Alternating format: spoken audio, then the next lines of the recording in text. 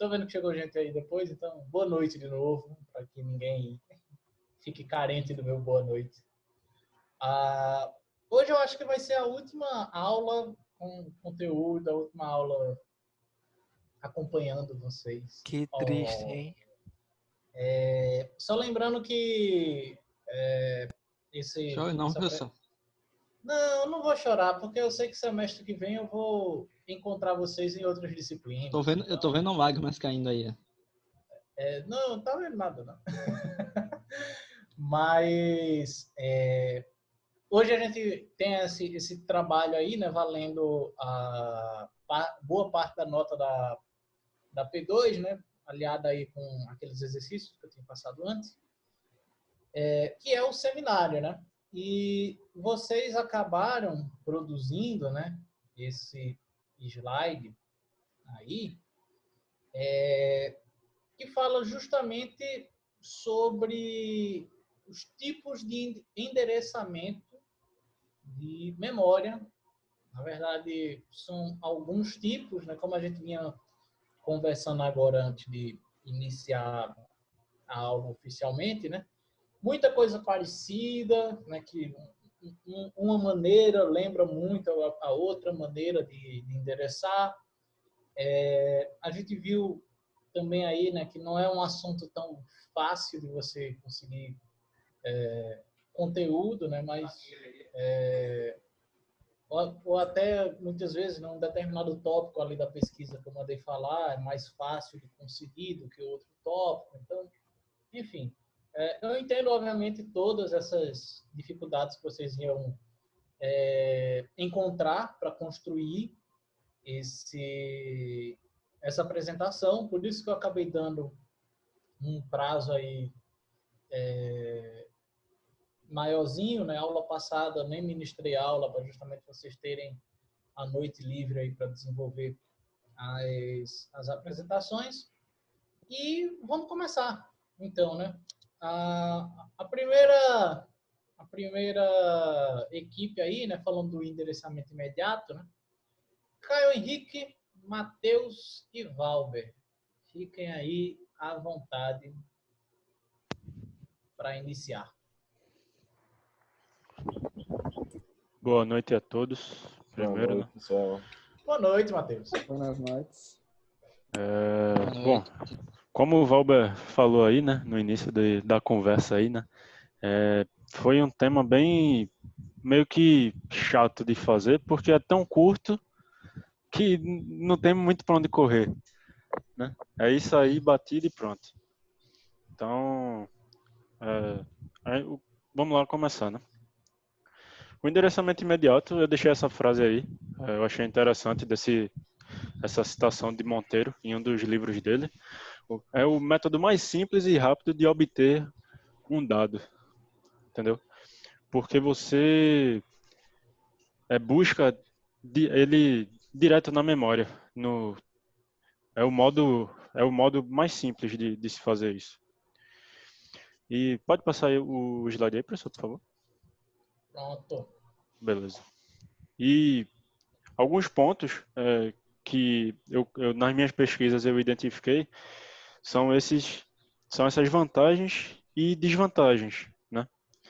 A vantagem dele, como eu falei, é que é um tipo de endereçamento simples e ele economiza acesso à memória principal para obter o operando, porque ele consegue ter o operando. Cadê? Ele não busca nada assim na memória, além da extração da instrução necessária para obter seu operando. Assim faz com que poupe o ciclo de memória ou de cache no ciclo de instrução. Uhum. Nisso vocês até destacam aí, né, nessa figura aqui do meio, nessa figura 2, justamente como é meio que montada, né, essa instrução que dispara, né, justamente destacando ali tanto o código da operação quanto essa referência aí ao operando, né? Tem um valor fixo de bits da operação e um valor fixo para cada operando, no caso, né? No caso do endereçamento imediato, né, O dado se limita a 8 bits. E essa aí é a desvantagem dele, a limitação do tamanho do dado, que o dado pode ter. Mas também são vantagens e desvantagens, né? Como a gente destacou aqui, né? Por ser um endereçamento é o mais simples, ou seja, por ser mais simples também pode ser um dos mais rápidos, né? Economiza acesso à memória principal. E o que o Matheus destacou, né? O pior ponto dele é o tamanho limitado, né? Ou seja, se você for olhar aqui, um dado aqui de 8 bits, ele vai ter 256 possibilidades menos 1, né? Que é o maior problema dele. Ou seja, se você executar um comando aqui, ele só poderia ir de 0 a 255. Exato. Esse é o principal problema. E aqui a gente colocou um exemplozinho em Assembly, que a gente sabe que o senhor gosta. Tu gosta? Parece que gosta. Eu aprendi a conviver. É diferente. Aí justamente que é você definir o dado, né? Uhum. O número 150. Eu também não sou especialista em Assembly, não, viu? Eu vi isso aí, foi só estudando, assim. A gente foi estudando e achou isso daqui, achou interessante para colocar. Sim, e o interessante é justamente isso daqui, né? Que aqui é a palavra valor, né? Você define o valor para uma palavra. Aqui, como seria uma adição, você está adicionando 65 a esse dado aqui em cima, né? Que já está vinculado aqui. Isso aqui, isso. E aqui é como você faria a movimentação, ou seja, a troca, né? Como você apresentaria essa variável aqui. Você está transferindo o 45H para essa variável AX, né?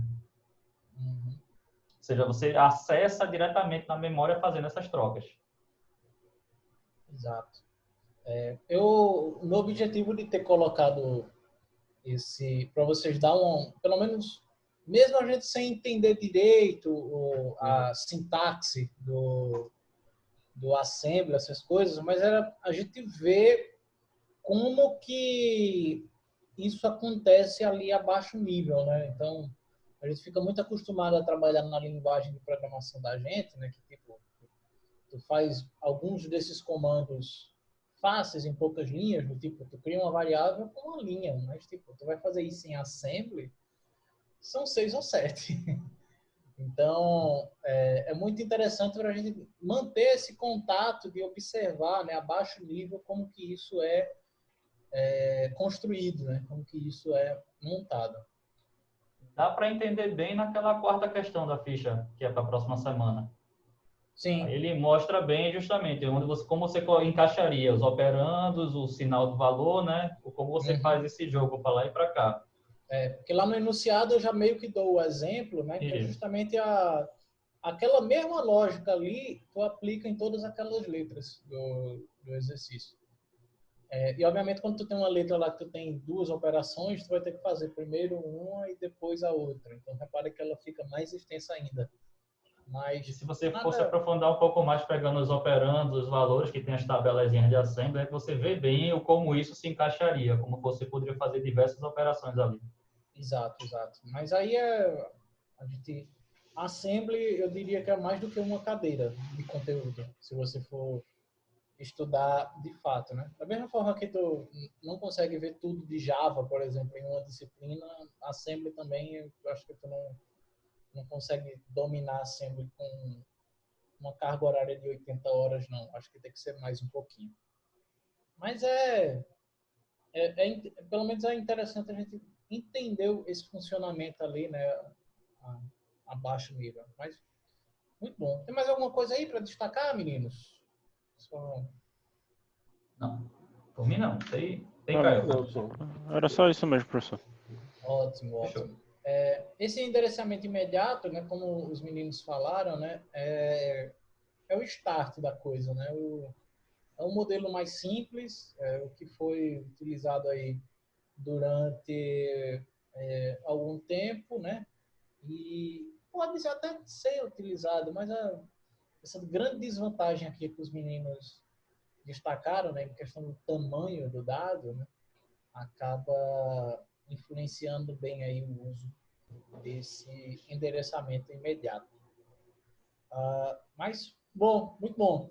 passar para o próximo. Não estranhem assim, essa questão de tempo, essas coisas, é porque todos esses assuntos aí que eu passei para vocês são assuntos curtos, mas complexos, né? Eu acho que é o que a gente mais falou. E falando agora, a gente falou do endereçamento imediato, vamos falar agora do endereçamento direto, que aí é com Lázaro, Matheus de Lima e Nicolas. Vamos lá, meninos. Os brabo. Os brabo. Ai, ai. Boa noite, professor. Boa noite. Não tem ele aqui não, pô. Ah, bom.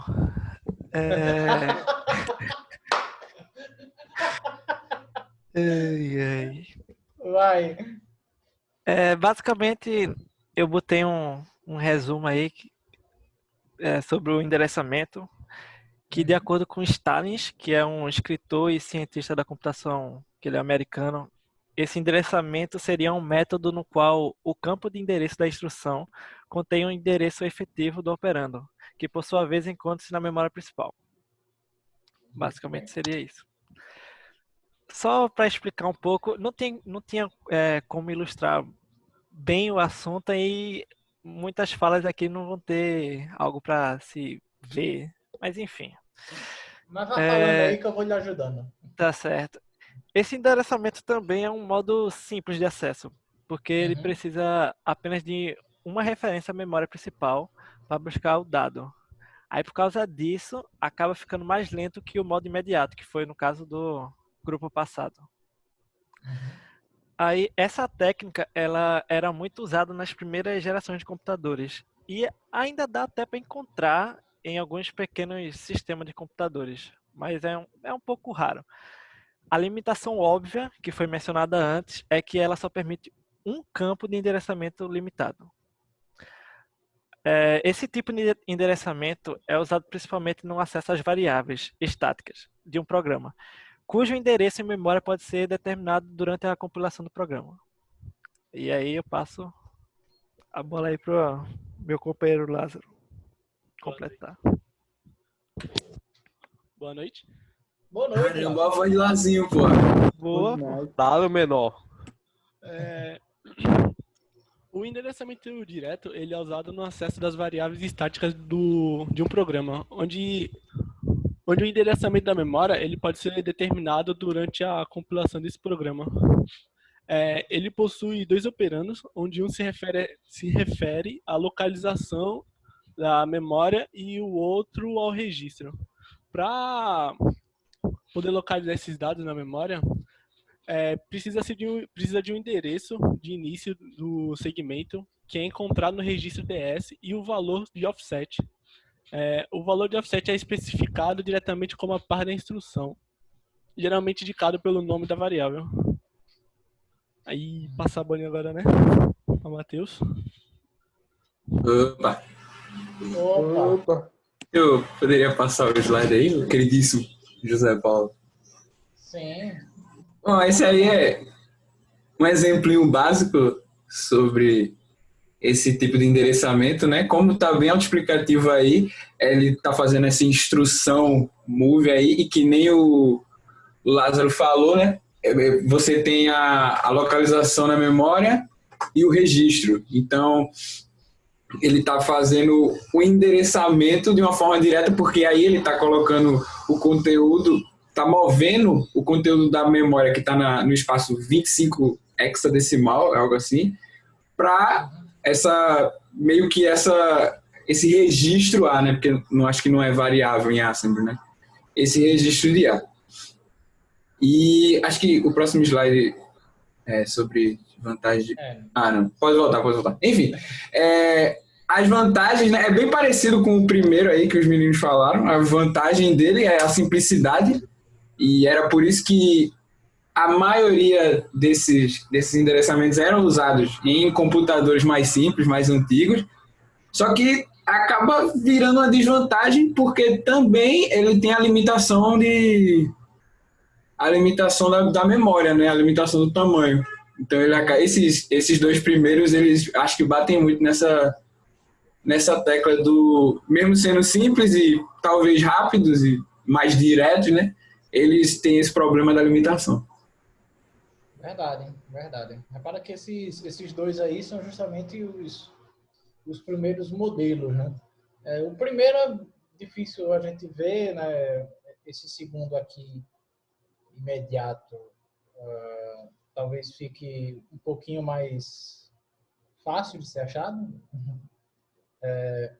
Fácil, assim, entre aspas, né? Só em pequenos dispositivos aí, com microsistemas, enfim. Mas em ambos acabam tendo essa mesma característica aí, né? Da questão do espaço, né? Que eu estou utilizando de endereço. Então, acaba tendo essa característica. Mas, beleza, deu para entender. Eu só me lembrei agora, né? Mas, tipo, se vocês quiserem participar, tirar alguma dúvida do que está sendo exibido aqui, minha gente, fiquem à vontade aí de mandar perguntas, seja pelo chat, ou seja aí também participando pelo microfone. Fiquem à vontade que a gente vai dando um jeito aqui. Vamos para o terceiro grupo, que é de Isadora, né? Que estava querendo ser a primeira a apresentar. Deus o livre. Lucas. Eu acho que Lucas chegou. Chegou já. Tô por aqui. Pronto, olha aí. E Dona Milena. Tá por aí, que eu já tinha visto ela antes também. Então, vamos lá. Quem vai começar sou eu dessa vez. Eu botei esse textinho aí, porque eu vi que todo mundo tava botando texto, fiquei com Se eu tá fazendo, eu vou fazer também. Eu não vou mentir, fiquei com inveja, vou dizer, vou botar também, né? Não sei. Aí eu vou catar agora. Olha, Matheus, o autor que ela foi buscar, olha. Tenenbaum, né? Qual é o nome desse homem? É isso aí mesmo. É Tenenbaum. Se não for, vai ser. Eu vi. André, sei lá. É esse homem aí. Lindo, maravilhoso. André, morreu já, não? Tem. É borracheiro ali, que tem um negócio ali. Vizinho aqui de casa. Menino. Oxe, mãe. Vai lá. Oxe, cadê Isadora? Na hora dela apresentar, sério. Tô aqui, sem querer ficou mudo. Tá. Mas fique tranquilo. Tô nervoso. Um pouquinho. Vamos lá? Com dor de barriga. Mas sim, vamos lá. Ok, muito bem. Ficou eternizado agora na gravação que você está com dor de Misericórdia, tinha esquecido. Vamos lá. Vamos lá, senão a gente não sai daqui hoje, não. Aí na citação dele, ele fala que esse modo de endereçamento é importante devido aos endereços curtos e muito comum em computadores. Isso deve ao fato do campo de endereço que referencia o registrador ter de 3 a 4 bits e também um total de 8 a 16 registradores de propósito geral. Pode passar, professor. Por favor. E também, tipo assim, achei bem chatinho procurar esse endereçamento de registrador. É bem complicado, porque a única coisa que ele deixa assim explícita é que ele tem uma característica semelhante ao do modo direto. Aí você tem que entender o modo direto para acabar entendendo ele. Entretanto, ele também fala que existem poucas diferenças que a respeito da célula de memória referenciada na instrução, pois é substituída por um dos registradores do processador, e também o fato do nome registradores aí, que no direto é memória principal. Aí isso que acaba sendo diferente, o resto é a mesma coisa. Muda basicamente qual hierarquia de memória que ele está usando, no caso. Isso mesmo. No exemplo anterior, a gente viu que ele trabalha direto, né, com a memória principal, né? E esse daí a gente já está trabalhando a nível de registrador. Isso. Não é com a memória principal. Repara, assim, antes de eu sei que tu vai passar a bola para alguém aí, né? Mas isso a gente já começa a ver uma possível melhoria aí, né? Em questão de velocidade de pelo menos buscar essa instrução, né?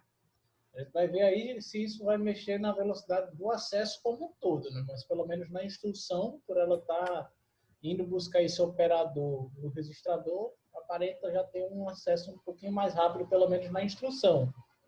Vamos ver se isso vai evoluir, vai contribuir para uma agilidade maior. Enfim, quem é que vem agora? Sou eu ainda. Tu é. Tu estava toda tímida para falar, eu pensava que tu ia falar 2 minutos. Ai, mas se Lucas quer falar, querido? Se Achou errado, Otário? Não, pode falar, fica à vontade.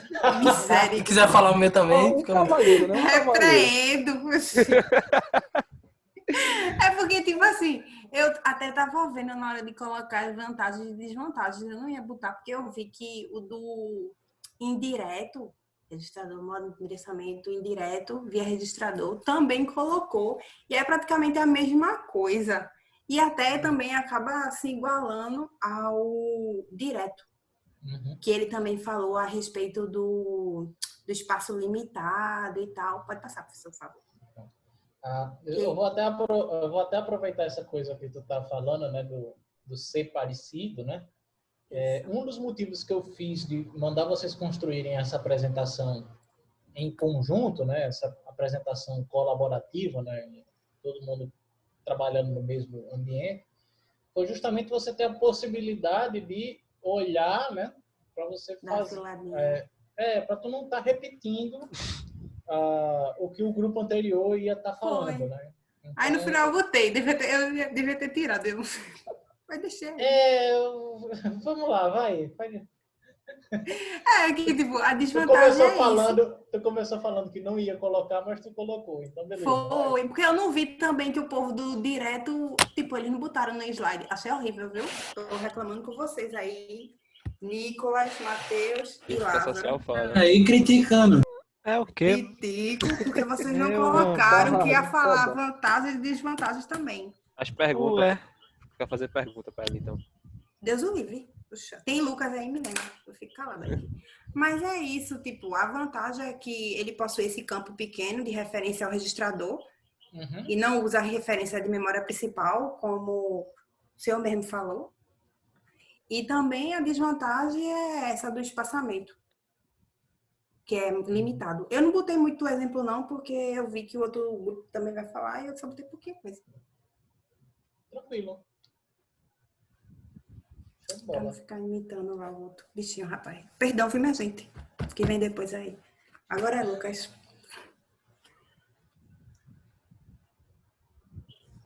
Bom, eu vou falar da leitura e de escrita sobre esse modo de endereçamento. A ideia dele, do endereçamento via registrador, é que dentro da instrução ele armazena o endereço do registrador. E o operando, de vez em estar em memória principal, como no outro grupo, ele coloca o operando dentro do registrador. Então, como o senhor até falou, que de vez ele buscar na memória principal o operando, ele vai no registrador. E de acordo com a hierarquia, né, da memória, o registrador é bem mais rápido. Então, os compiladores, em sua grande maioria, ele tem um esforço de tentar identificar quais são as variáveis que vai ser usada e colocar dentro do registrador. Porque botando no registrador, ele vai ser bem mais rápido, né? Então, quando ele escreve lá no registrador, vai ser bem rápido. E basicamente acontece quando usa a instrução for, por exemplo. Quando você usa a mesma variável. Aí ele coloca essa variável lá no registrador. Então fica bem mais rápido você buscar a informação do operando. Pode passar. E aí é só uma imagem ilustrando isso aí que eu falei. Que tipo tem a instrução e tem esse comando add aí que é assembly. E ele tem um endereço R4, que é o endereço do registrador, né?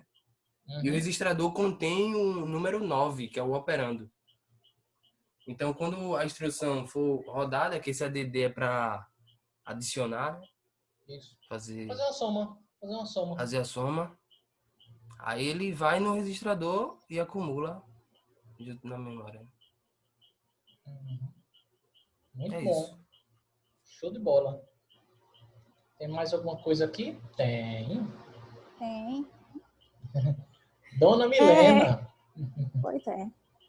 Pois é. Então, o modo de endereçamento via registrador é muito parecido, como já foi falado aí, com o endereçamento direto. A única diferença que acaba tornando a maior vantagem dele é que ele não acessa mais a memória principal, e sim ele acessa um outro registrador. Um registrador, né? Que, como falou da hierarquia lá, o registrador é uma memória estática, né? Então a velocidade de acesso é muito mais rápida. E como os meninos colocaram do código assembly lá para endereçamento direto, aqui você pode ver ali move para o R5, eu botei 2 exemplos aí. E ele pega e com o endereço do registrador e passa para o acumulador. Simplesmente isso. Acho que pronto. Ali embaixo também está falando sobre os registradores, são 8 ali, né? Como a Isadora falou, que pode ser de 8 a 16. Aí ele faz a instrução do mover de um registrador para o outro. Aí ele está movendo de um registrador para o outro. Pega o dado de um registrador e coloca no outro.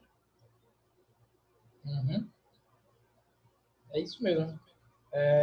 Lá naquela questão que o Valber tinha falado antes, a gente usa uma das instruções lá, é essa move, justamente. Né? Tu tem um resultado, tu quer guardar ele em algum lugar para continuar trabalhando com ele, então acaba usando esse acumulador aí, né? Como se fosse o... Eu também tinha lido a parte de que esse uso tem que ser bem eficiente pelo fato de o número de registrador ser muito limitado comparando com o número de endereços da memória principal, né?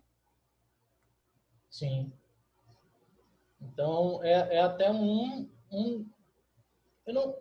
dá nem para colocar isso como vantagem ou desvantagem. Na verdade, é uma característica desse modelo, que é um desafio que tu tem de trabalhar com esse... A gente viu, né, quando a gente estudou a hierarquia de memórias, né, o quão limitada ela é em questão de tamanho. Em questão de velocidade, a gente sabe que é bem rápido aí, né? Mas o espaço que tu tem para trabalhar dentro dos registradores já é um espaço muito concorrido. E ele está sempre sendo utilizado.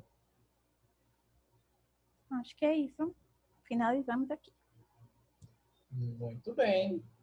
Show de bola. Gostei. Deixa eu passar aí, que agora é a dupla. Né? Foram alguns trios, né? Se eu não tenho enganado, 6 trios e uma dupla. A dupla sertaneja. A dupla sertaneja aí. Aí, Alan, tem que mudar o nome, entendeu? É o nome artístico, né? Que não combina, não. Alan e Pedro não combina muito, na verdade. Né? Tem que mudar, assim, feito Chitão e Chororó, né? Sei lá, o nome deles nem me lembro mais, Severino, sei lá. Mas Seu João. Tem que ser tem que ter o Delon é legal. Pedro e Delon, olha aí. Já é um nome artístico. Melhorou. Mas vamos lá, meu filho. Beleza, tu já tem nome de artista, na verdade, né? Tá vendo? Aí já tá meio caminho andado já, então. Não é dupla sertaneja não, mas é no cinema, né? Então... Tá meio caminho andado, então, ó. Tá. Já tá meio caminho andado. Vamos lá. A gente vai falar sobre o endereçamento indireto, né? Via registrador. No endereçamento indireto via registrador, a principal característica dele é que o campo do operando, ele se refere a um registrador que contém o endereço da memória principal. O operando, no caso, ele endereça, como no indireto, ele faz a ligação com o registrador. Pode passar, professor. Vou mostrar um pouquinho melhor na frente. Ok. Sim, aí as características dele, que, por exemplo, como eu falei, ele é semelhante ao indireto, né? Com a principal e, obviamente, né, a característica que ele que ele é via registrador. Com a ligação, em vez de ser feita com a memória principal, é feita com o registrador exclusivamente, né?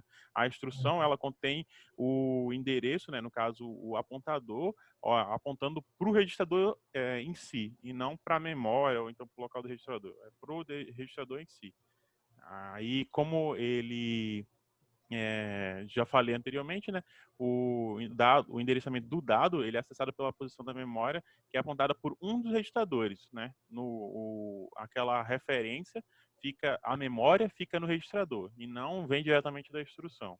Aí, como a gente vai dar um exemplozinho, né? Que é na próxima slide já, que é justamente fazendo a mudança de por exemplo, se move o A para o conteúdo da posição da memória para R1. Aí move a instrução, né? Pode passar, professor. Pronto, esse daí é o exemplo, como eu falei. Lá tem a instrução com o código do operando, né? Da operação. Aí pode reparar que na instrução fica guardado o registrador, esse Rzinho, né, verde, o registrador, que é a referência que ele tem, e não referência direta para a memória. Ele joga a referência para algum registrador, e o registrador que guarda justamente essa referência da memória principal, que vai lá e busca o operando. É justamente a explicação do lado, né, e o que eu acabei de falar. Nesse caso aí, né, ele fazer esse endereçamento indireto via o registrador, né, é meio como se fosse uma escala, né? Ele faz uma escala no registrador, que do registrador é que ele pega o caminho. Ele parte para a memória principal. Muito bem. Eu não queria puxar vantagens e desvantagens, porque eu já vi que é o próximo. Por que é que ele faz isso via registrador, né? Aí tá aí as vantagens e desvantagens. Vou deixar as vantagens e desvantagens para Pedro aí.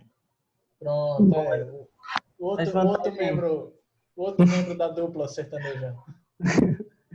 As vantagens e desvantagens, no caso, uma das vantagens do endereçamento indireto via registrador é que ele elimina a falta de memória, porque ele só vai armazenar o campo de memória que está o dado na memória principal.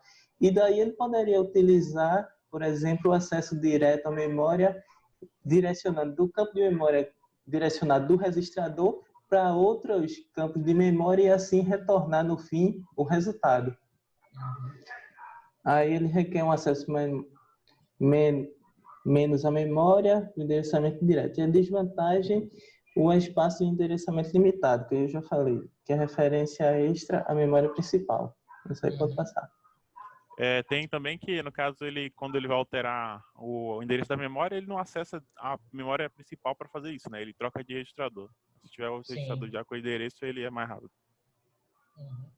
E isso também a gente já pode destacar, né? Que tu vai fazer o acesso à memória principal já para pegar o que está lá, né? Isso. Tu já vai direto no endereço que foi apontado lá pelo registrador. E aqui temos um exemplo de um programa em Assembly que ele calcula os elementos, ele vai fazer a soma dos elementos de um vetor. Aí temos aqui os registradores R1 e R2. Aí a primeira linha, ele acumula a soma do R1, que é referente ao valor inicial. E o R2 é o endereço do vetor A. Aí ele tem um auxiliar que vai fazer o endereçamento da primeira palavra. Aí depois ele vai somar cada elemento do vetor e vai adicionar em R2. E assim ele vai incrementando. E se R2 for menor que R3, então ele terminou. Se não, ele continua o laço em cada posição do vetor. Esse laço começando aqui nessa soma que ele faz aqui, né, do R1 e R2, né? Está até marcado aqui o início. E pode perceber, né, que sempre a referência é direto só para o registrador, né? Quando ele manipula só a registrador, não a memória. Não é um ponteiro direto na memória. Isso. E esse exemplo aqui, repara que o teste que a gente faz, né, para verificar o loop, ele está no fim.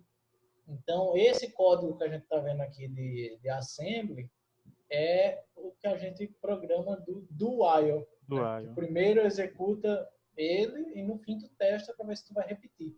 Então, um do while ele fica nesse esqueminha aí, mais ou menos, no assembly. Massa. Tem mais algum aqui para ver? Não, já é no próximo grupo. Mas tem mais alguma coisa para falar? Não. Não, tem. Gostei também. Ficou bem explicadinho aí. E esse exemplo que vocês trouxeram aí do código de assembly é bem curioso de ver. Trabalhando com esses registradores e tal. Então, interessante. Pro senhor que gosta, né? Pro senhor que gosta. Aprendi a conviver. Tô brincando, eu escutei, tô brincando. Não, mas é interessante. Eu acho que conhecer esse baixo nível aí ajuda a gente a evoluir como a gente constrói, né? Verdade. Mas vamos lá, né? A gente estava no grupo de Alan e vai para o grupo de Alana, né? Alana, Otan e Sovi. Eu já tinha visto a Alana e Sovi aí na sala, né? Deixa eu ver se... Otan não chegou ainda não, professor. Não. O Otan não chegou ainda não. Eu liguei para o Otan aqui, professor, e falou que não ia dar para apresentar hoje, não.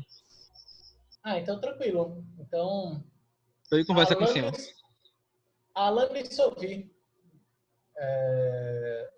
Dá para ir? Eu tô aqui para ajudar também.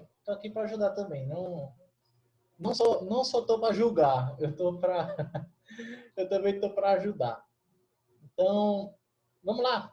Esse endereçamento indexado agora. Bom, olá, tudo bom, Alana? Tudo bem.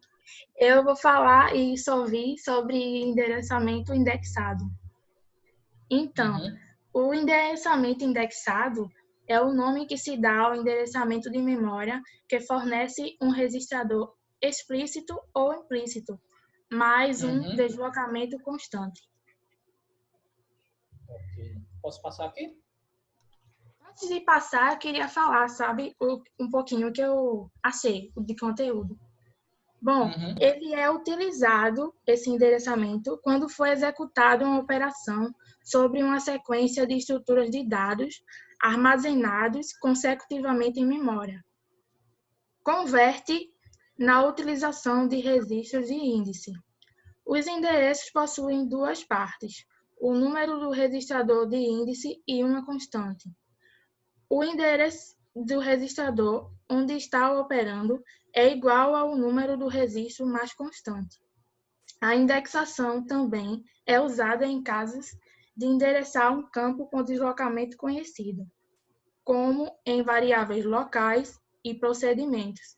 Sua vantagem é a implementação de vetores e a desvantagem, o acesso à memória principal. Agora a Sovi vai falar do resto. Do resto. Ok, boa noite, pessoal.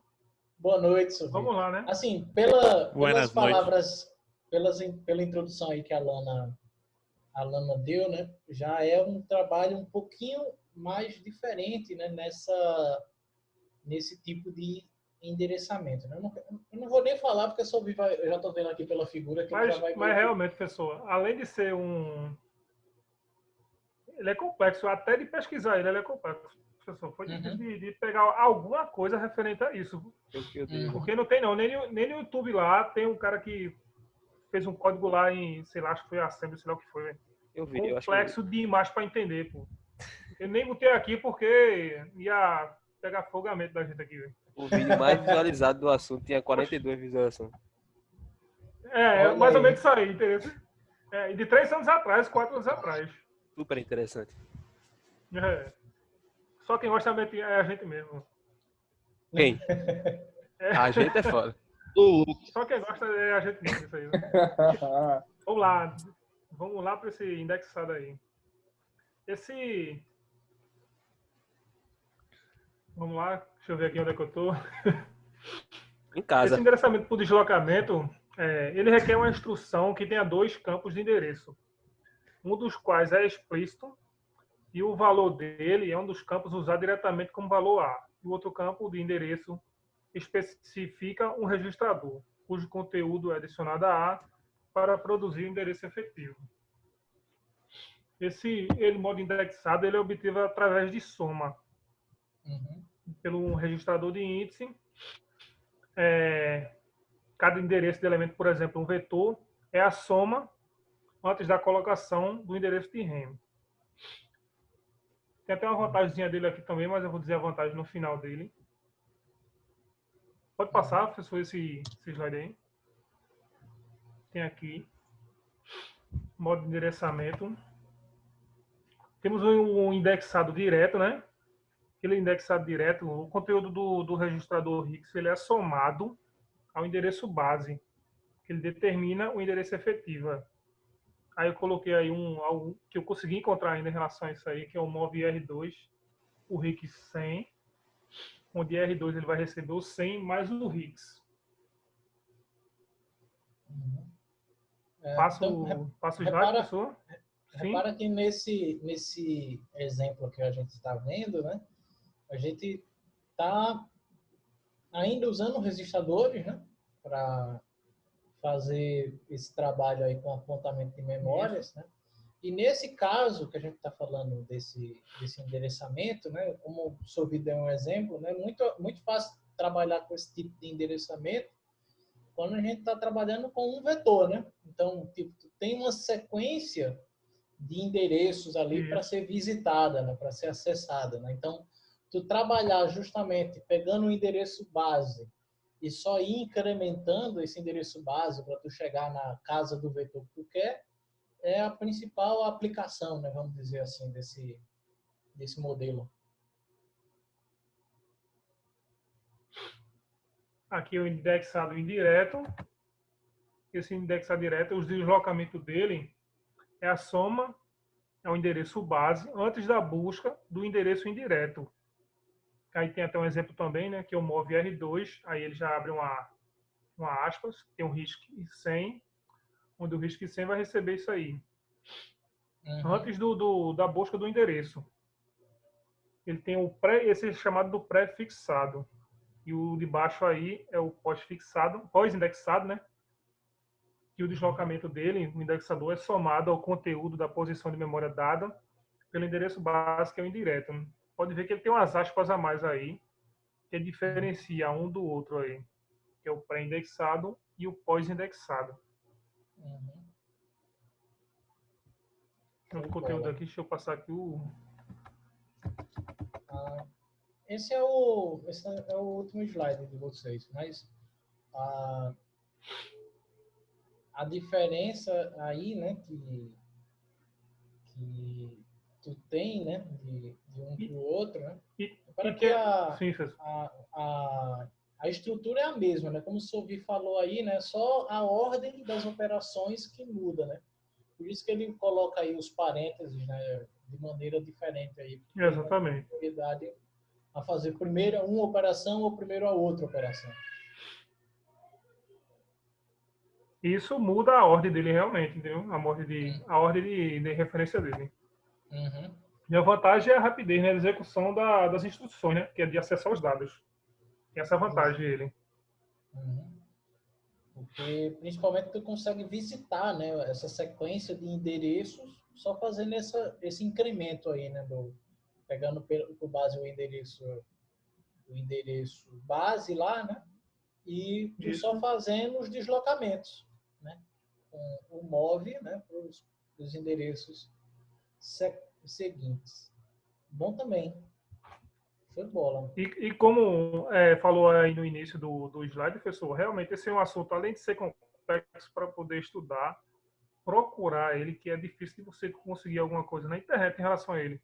Seria uma boa opção realmente de pesquisa, né, acadêmica em relação a ele. Né? Olha aí, Sim. pega pra tu. Eu gostei do assunto, pô, interessante. Você saber realmente o que acontece ali dentro, né, naquele núcleo lá do registrador, processador, memória, tudo é muito massa isso aí. Aí. Carlos também gostou do assunto, já junta 2 aí, já tem 2 para fazer. Vai, Carlos, vamos nessa. Você é o vice. O vice. Já que Carlos está falando aí, né? Eita. Eita! Que coincidência, não é mesmo? Que coincidência. Hoje está massa de fazer as pontes aí de uma Vai que é tua, Carlos. Vai que é Carlos, Jonathan, tá por aí. E acho que o Thiago. Tiago. Por falar nisso, né? Eu queria depois, que eu tô vendo que o Tiago também não tá aqui, mas depois que terminar as apresentações, eu quero falar no particular com esses 2 grupos que tiveram esses Defasados. Isso, que tiveram esses faltosos aí, eu quero falar com vocês depois, no particular, quando terminar Show. a apresentação. Coisa rápida, não vai ser mais que 3 minutos. Mas, vamos lá, a gente vai falar agora do base indexado. E o base indexado, né, Carlos, é muito parecido. Porra, professor, você pegou minha fala aqui, foi? Meu Deus. Eu não posso fazer nada, faço o seu. Na Coca-Cola aí, né? Então, quando o nosso excelentíssimo professor disse, é muito parecido mesmo. Acho que a única diferença entre os dois é que ele tem um registrador base, que é um registrador fixo, que ele sempre vai ser o mesmo valor, involúvel. E ele só pega esse registrador indexador, que é o RIX, e ele só vai incrementando, como se fosse um laço. Acho que você pode passar esse slide aí. Pronto, é bem como o Sovi estava falando mesmo. Ele vai fazer esse loop aí na imagem, que está em assembly, que ele vai fazer um cálculo entre o registrador indexador, que é o RIX, com o registrador base, que é o RB, que é a sigla, né? Então ele vai pegar esse primeiro registrador, vai mover para o novo endereço. Aí esse endereço vai ser o R2 mais o R5, que é a soma entre o indexado e o base. E assim ele vai alocar na memória no lugar certo. Assim, a grande vantagem também disso é a segurança, né? Que você tem a certeza de que o dado vai ser alocado na memória desejada pelo valor ser involúvel. Uhum. Aí, o funcionamento dele basicamente é isso. Aí dá uma passada aí. Pronto, é muito parecida a escrita e a leitura com todos os demais. Eu acho que a única diferença que eu achei entre dele é que para ele fazer a leitura, ele pega o índice do registrador indexador, que é o RX, para fazer a leitura. Aí para escrever, ele faz aquele cálculo que eu mencionei, que é o RX, que é o RIX, que é o RIX, mais o RB. Aí ele soma os dois e escreve o resultado dentro da memória, no lugar adequado. Aí a próxima slide seria a implementação do código em assembly. Eu fiz, é bem básicozinho. Ele pega o registrador que eu chamei de R1 para o endereço solicitado que eu chamei de ender, mas adicionando o valor de outro registrador. Aí começa o código, aí eu criei essas 3 variáveis, tem aí ender, 400, vocês estão vendo aí. R1 e R2, tá ligado? Aí faz uma função básica que é só mover. Ele pega o R1, que é o primeiro registrador, para o endereço, que é, sim, para o endereço mais o R2. E termina o programa. Simples. Acho que a única diferença mesmo que entre o indexador é isso mesmo que eu disse, que é o registrador base, que é assim, a outra vantagem muito boa é para fazer conjuntos de laço, né? Porque tipo, ele vai ter uma basezinha e isso vai só incrementando com o índice, e vai tipo, resolvendo, sei lá, um for, um array, entendeu? Como é um incremento meio fixo, né, que fica acontecendo ali, então é fácil de fazer tipo um sistema de repetição, tá ligado? Pra você não ter que ficar fazendo a mesma instrução o tempo todo, você só faz esse laçozinho e fica só, entendeu? Faz um loop. Basicamente é isso. O Jonathan tem alguma coisa a acrescentar? Pode voltar aí um pouquinho o slide, por favor. Mais um? Outro.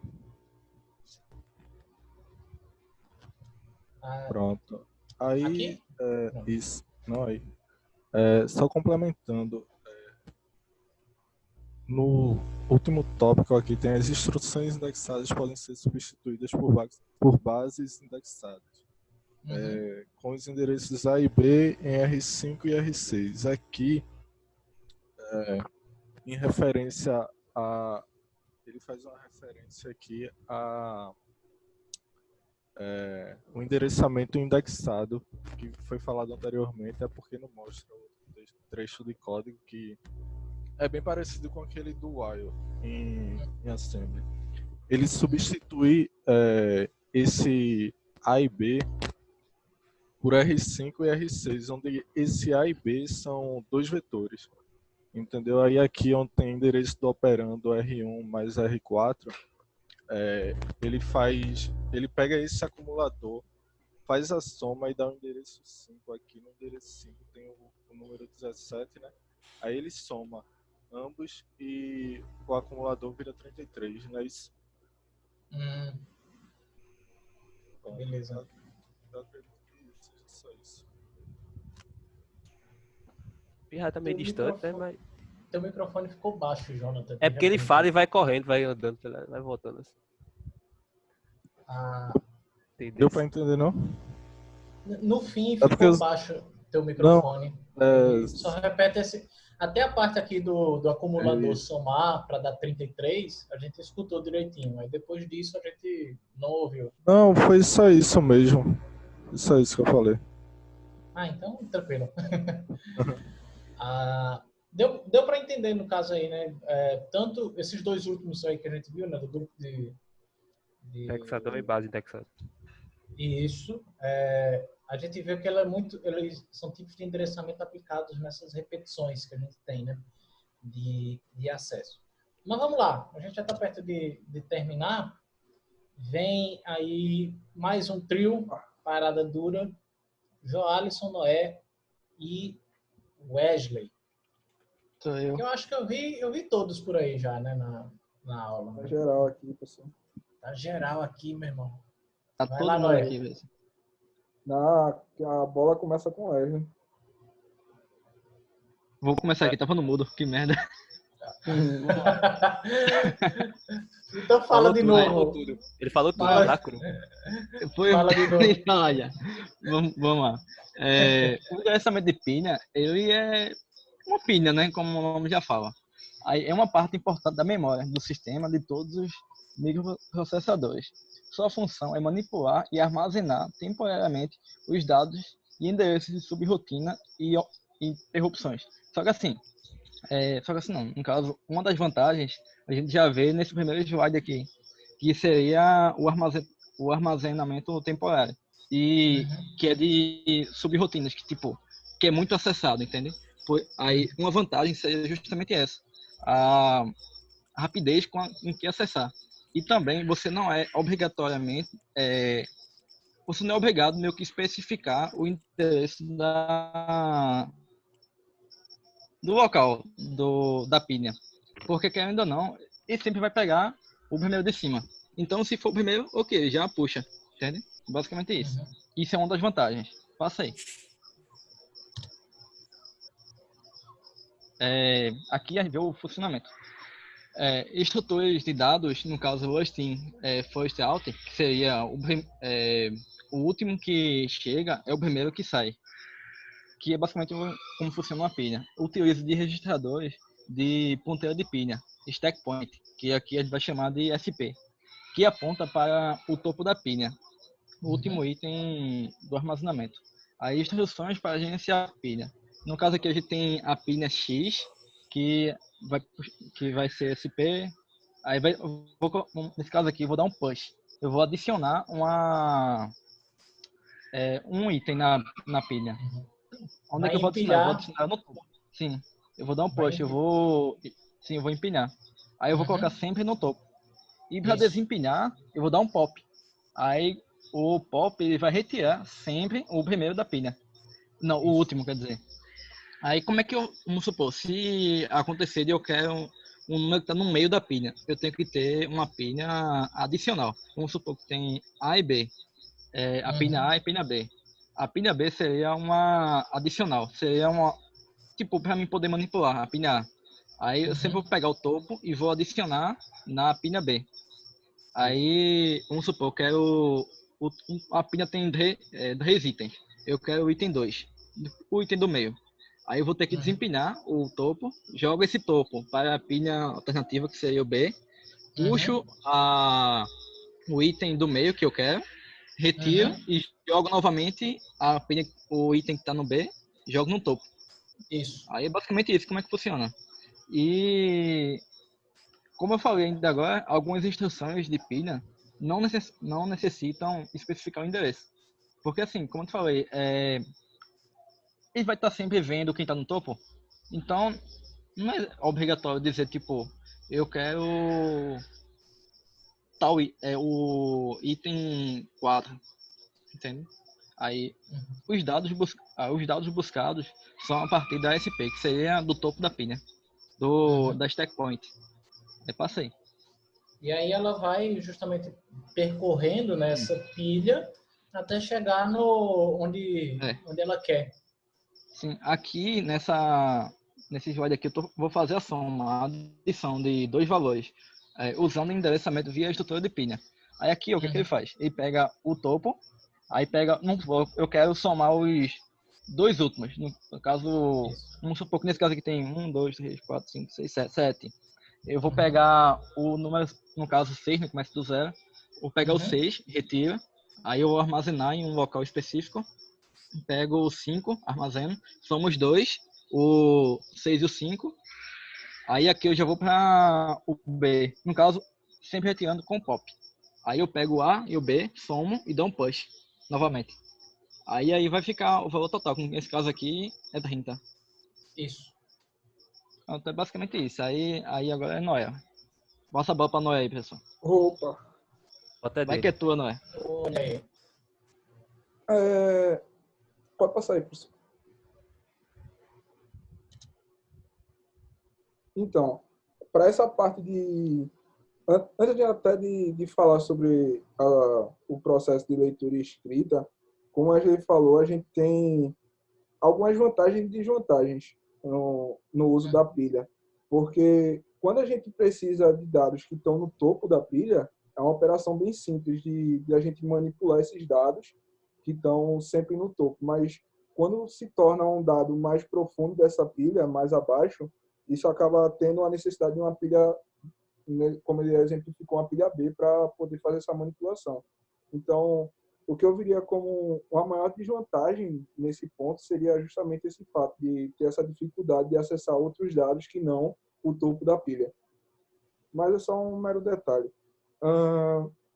Para a parte de leitura e escrita, esse processo é um tanto redundante de uma maneira geral, porque ele acaba repetindo o processo que a gente tem basicamente do funcionamento da estrutura. A escrita em si, como eu digo aí no slide, ela tem como objetivo guardar o elemento na memória. Para isso, a gente vai empilhar esse elemento no topo da pilha através da operação de push. No momento que a gente faz isso, o stack pointer, que é o ponteiro da pilha, ele tem sempre que estar apontando para o topo da pilha. Aí, por esse motivo, quando a gente insere algum elemento na pilha, de acordo com a quantidade de elementos que a gente for inserindo, esse ponteiro vai acrescentar em valor conforme a quantidade. Então, se eu adiciono 2 elementos à pilha, minha stack pointer vai acrescentar em 2, ou seja, ela vai sempre apontar para o topo. Então, ela tem um dinamismo nesse sentido. E daí ela permite esse acesso direto aos dados que estão sempre no topo, que de uma forma ou de outra pode até ser visto como uma desvantagem. Para a parte de leitura, a gente tem o fator de buscar o elemento que a gente tem guardado na memória. E daí, para isso, a gente tem que desempilhar o elemento que a gente quer obter. E Joelson vai até explicar nos próximos slides que quando a gente faz essa operação, a gente vai armazenar o valor que a gente está retirando da pilha em um registrador, que aí ele vai explicar mais a fundo disso, E nesse processo a gente também tem uma movimentação do stack pointer, porque quando a gente decrementa esse valor, automaticamente esse stack pointer tem que ser reduzido para o valor que está agora no topo, né? Uma coisa que eu não consegui encontrar, não foi muito claro para mim identificar, é a situação da escrita, porque de uma maneira geral é dito que a escrita ela é um processo destrutivo, porque ela sobrepõe dados que já estavam armazenados. No entanto, na pilha, quando a gente vai escrever algum valor, no caso empilhar, esse valor ele tende sempre a acessar um endereço que esteja vazio. Então, eu não identifiquei uma situação onde houvesse o processo de sobrescrita em cima de um valor antigo, que era, no caso, o antigo stack pointer. Já no processo de leitura, o que também não ficou claro, queria deixar esse adendo justamente por conta disso, talvez o professor até possa me ajudar nesse fator, que quando a gente lê, até nessa imagem à direita, abaixo das informações de leitura, a gente identifica que o topo da pilha ele está no endereço FFEC, e quando a gente faz, porque no caso aí, nesse exemplo, foram empilhados 2 valores, que seria esses 8 elementos aí, divididos, esses 16 elementos, né? No caso, um hexadecimal. Que está aqui em azul. Isso aqui está em azul. Daí, quando a gente faz a operação do POP, que seria o desempilhamento, a gente tem que armazenar esse valor que está sendo lido em um registrador, que é um registrador utilizado especificamente para deslocamentos. E daí, quando a gente faz esse deslocamento e o ponteiro da pilha ele passa ao valor que será o novo topo da pilha, se vocês identificarem na imagem, fica visível que os valores anteriores que foram lidos ainda permanecem na pilha, apesar deles não serem um topo. Então, eu não consegui achar uma informação muito clara se, ao fazer um novo empilhamento, pelo fator de que na pilha, quando a gente faz o empilhamento, ele sempre vai buscar um endereço que esteja vazio, se esses valores que estão aí, sendo que não sendo os ponteiros da pilha, se eles vão ser sobrescritos ou não. Daí é até uma dúvida que seria legal tirar com o senhor, professor. Nesse caso, Noé, esses endereços, né, apesar da gente ter isso aí, eles estão disponíveis. Então, tipo, se esse primeiro endereço aqui, que seria o FFED, né, no caso, se esse endereço aqui ele virar a base da próxima pilha ou de algum outro dado, então esses dados vão ser sobrescritos. Perfeito. Tanto que tu até mesmo falou, né, que tu citou lá que um dos autores fala que o processo de escrita é um processo de destruição também. Essa coisa que ele falou de destruir é justamente tu tá sobrescrevendo esse lixo que ficou na memória. Perfeito. Era até uma dúvida, porque realmente não fazia sentido, já que a gente tem uma pilha, os dados, como são armazenamento temporário, essa pilha não poderia necessariamente estar sempre cheia, né? Ela tinha que ter um desempilhamento em algum momento. Só como eu não achei uma informação, eu achei melhor não tentar deduzir nada sem uma informação válida. Não, mas isso acontece com nas memórias do computador, né? Geralmente, por exemplo, quando tu vai apagar um arquivo lá que está salvo na tua memória secundária, por exemplo, tu não está indo no HD e sobrescrevendo todos os espaços do arquivo com 0000. Não, tu não está fazendo isso. Tu, basicamente, tu está apagando, né, o apontamento para aquele endereço da memória. Né? Os bits que compunham aquele arquivo ainda estão lá. É tanto que tu tem, né, vários softwares aí, né, de perícia forense que tu consegue reconstruir, se não o arquivo todo, mas uma boa parte de arquivos que foram apagados do teu HD. Justamente com essas sobras que ficam aí, né, depois que tu utiliza. Né? Eu estou dando um exemplo aí de memória secundária, mas para ilustrar isso aí na primária. Professor. Opa, diz aí, Subi. Em relação a isso que o senhor falou aí, da memória secundária aí, da gravação e tirar o apontador, há alguma ferramenta, alguma forma de realmente apagar ele, sei lá, sobrescrever mesmo todo ele com 0? Tem como fazer isso? Tem. Agora, O próprio assim, Windows, se não me engano, ele faz. pelo que eu sei, Suvi, sempre tem o a mais, entendeu? Tipo, tem ferramenta que tu consegue... Mas ele sobrescrevia mesmo, apagaria mesmo ou ficaria lá ainda?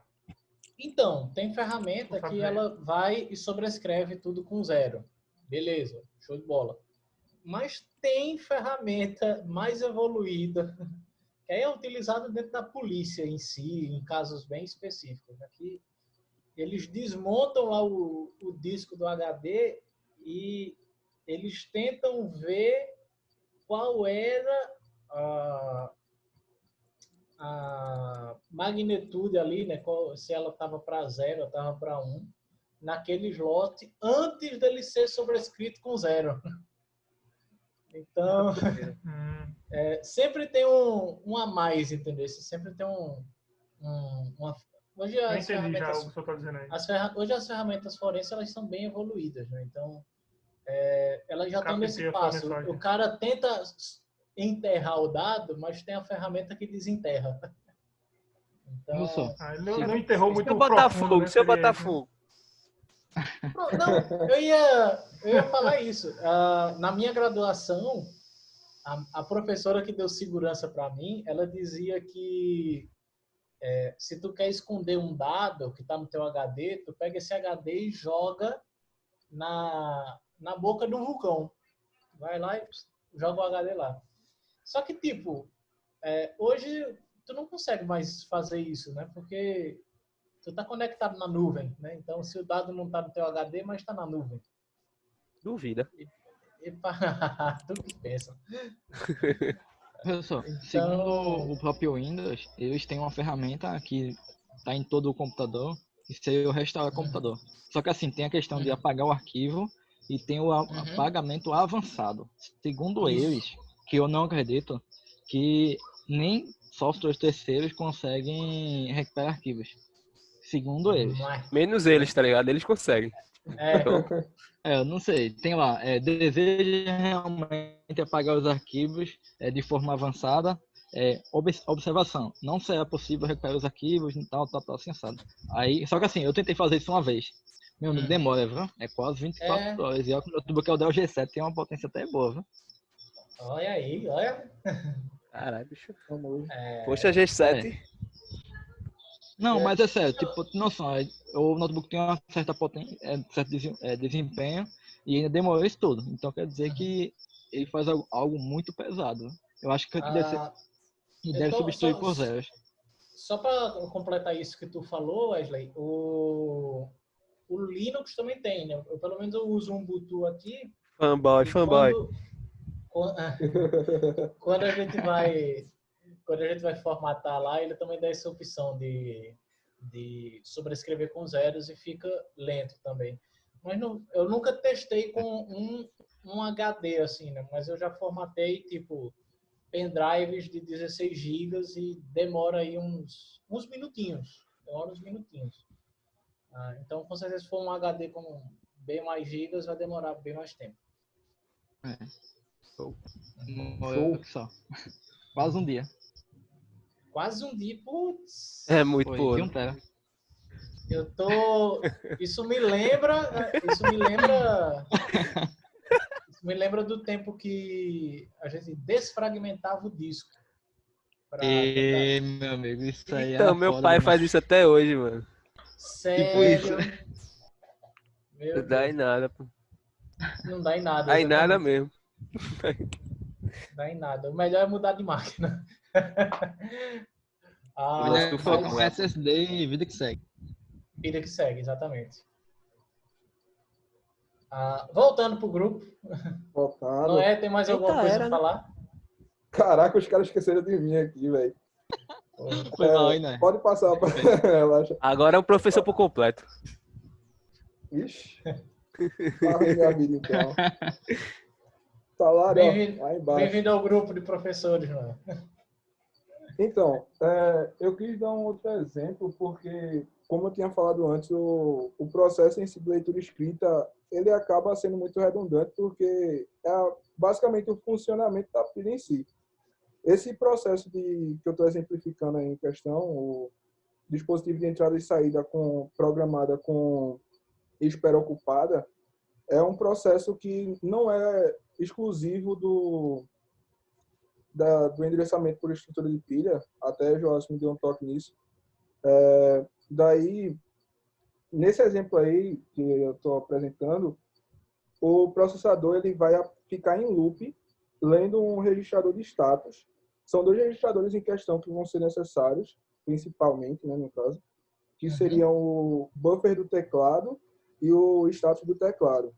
Daí, a gente vai ter nesse loop um bit que a gente denomina como um caractere disponível, que ele fica desligado, ou seja, no valor 0, e ele vai ficar disponível até que seja ligado pelo dispositivo.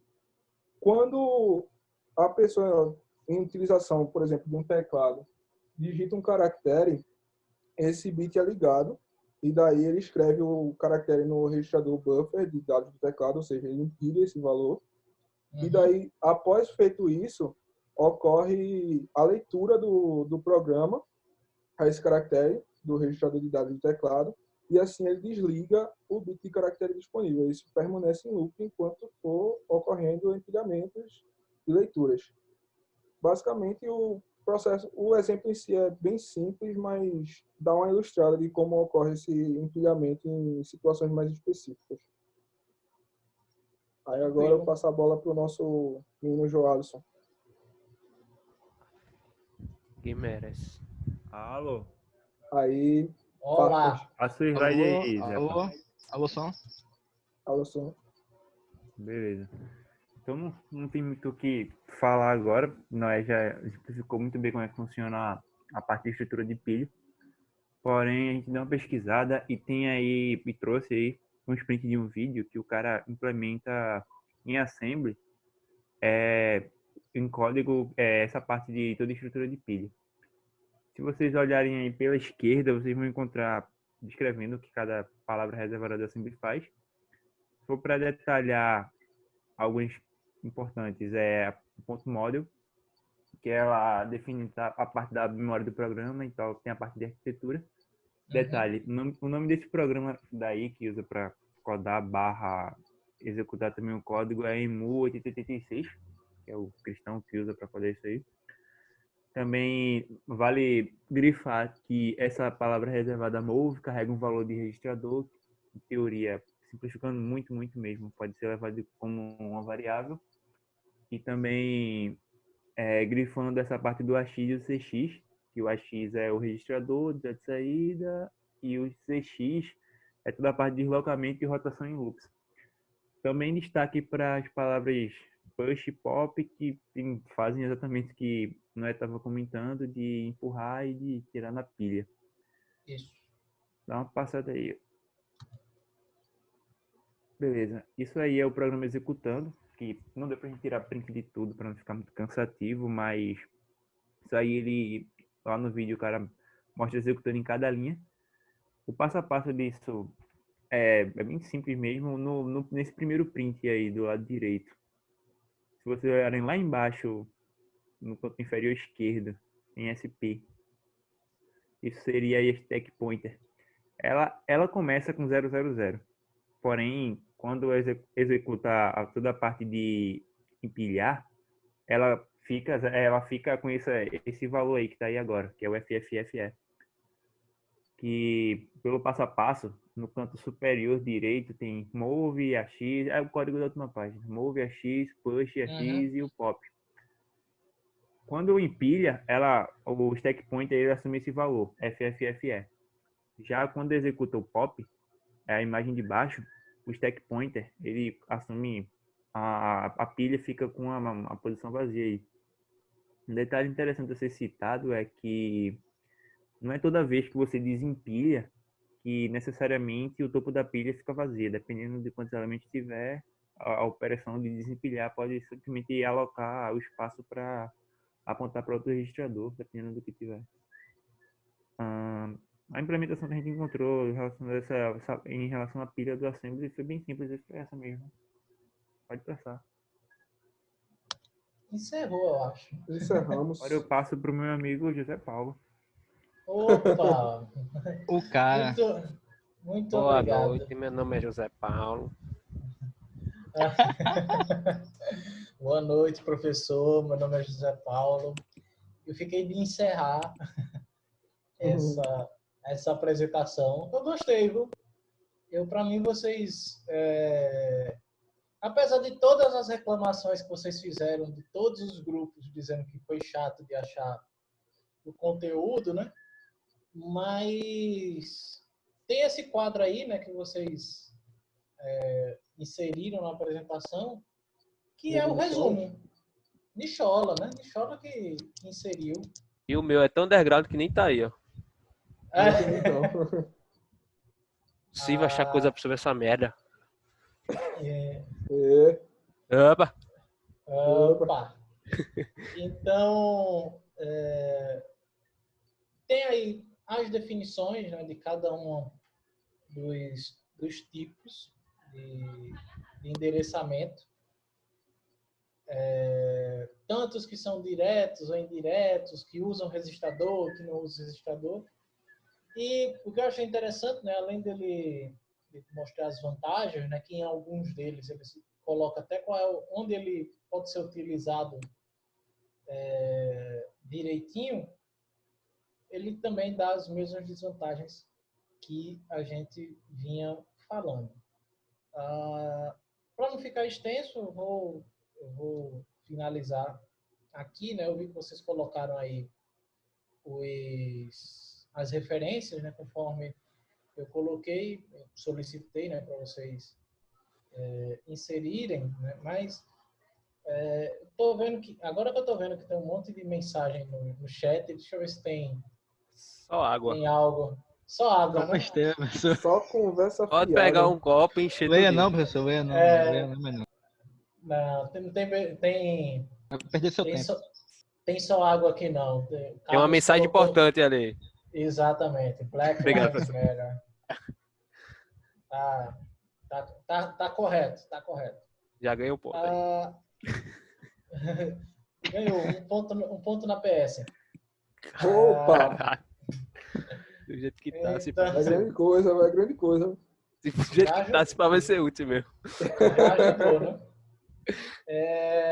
Gente, então eu já peguei aqui o nome de vocês, aquele velho print.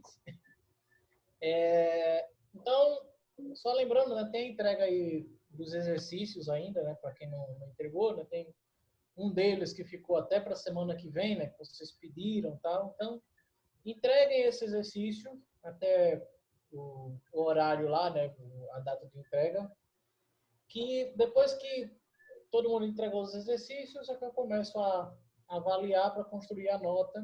Então, eu acho que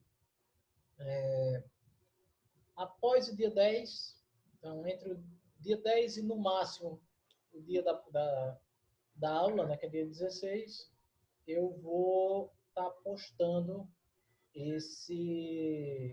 essas notas aí para vocês. Gostei de verdade das apresentações. Eu sei que era um tema complicado, né? Eu me lembro que até quando eu passei esse projeto, eu disse, se tiver ruim de achar conteúdo, procure em inglês, procure em outras É assim fontes. que eu achei. Tem que ser em inglês mesmo. Pronto. Que aí era o caminho mais fácil, né, para a gente achar. Mas é isso. Essa que pode ser a última aula da disciplina, né? Eu não gosto eu não gosto muito de despedidas, né? Mas queria só agradecer, na verdade. Eu sei que foi um semestre bem diferente, mas foi uma experiência boa, foi uma experiência diferente. Eu espero que vocês tenham gostado aí, né? A disciplina ainda não acabou, né? Que acaba só quando botar a nota. Mas Dá risadinha aí. eu vou... Mas eu tenho que dizer que foi muito massa o o semestre. Então é isso. Lembrando aí mais uma vez, né, dessas atividades para entregar a aula que vem, para a gente encerrar a disciplina oficialmente. Então, é isso. Muito obrigado e boa noite.